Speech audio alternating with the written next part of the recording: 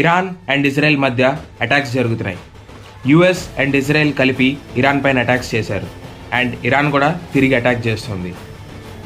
Social మీడియాలో supreme leader of Iran Ali Khamenei చనిపోయారని చెప్పి రూమర్స్ వస్తున్నాయి, కానీ ఇప్పటిదాకా అఫీషియల్ కన్ఫర్మేషన్ కూడా లేదు. అసలు ఇదంతా మన టెక్ ఫీల్డ్ అండ్ ఇండియాకి ఎలా రిలేట్ అవుతుంది? ఇరాన్ వరల్డ్లో one of the major oil supplier. ఇలాంటి వార్ సిచ్యువేషన్లో సప్లై చైన్ డిస్టర్బ్ అవుతుంది. సప్లై చైన్ డిస్టర్బ్ అవుతే ప్రైసెస్ పెరుగుతాయి. ఇండియా ఆయిల్ ఇంపోర్ట్ పైన ఎక్కువ డిపెండ్ అయి ఉంది.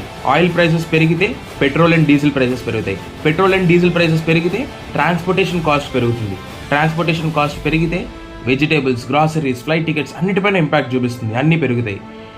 మన డైలీ లైఫ్ మీద ఇంపాక్ట్ చూపిస్తుంది.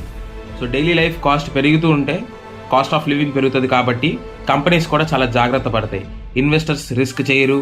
తర్వాత హైరింగ్ స్లో అవుతుంది, హైక్స్ స్లో అవుతాయి. ఇలా టెక్ ఫీల్డ్లో కూడా చాలా పెద్ద ఇంపాక్ట్ చూపిస్తుంది. వార్ ఎక్కడో జరుగుతుంది, కానీ ఇంపాక్ట్ మన దగ్గరలో ఉన్న పెట్రోల్ పంప్ దగ్గర నుండి స్టార్ట్ అవుతుంది. జాబ్ మార్కెట్ రిఫ్లెక్ట్ అవుతుంది. గ్లోబల్ న్యూస్ని ఇగ్నోర్ చేయడం కాదు, దాన్ని అర్థం చేసుకుని స్మార్ట్గా ప్రిపేర్ అవ్వాలి. అప్డేట్ అవ్వు లేదా అవుట్డేట్ అయిపోతావు. Follow for more.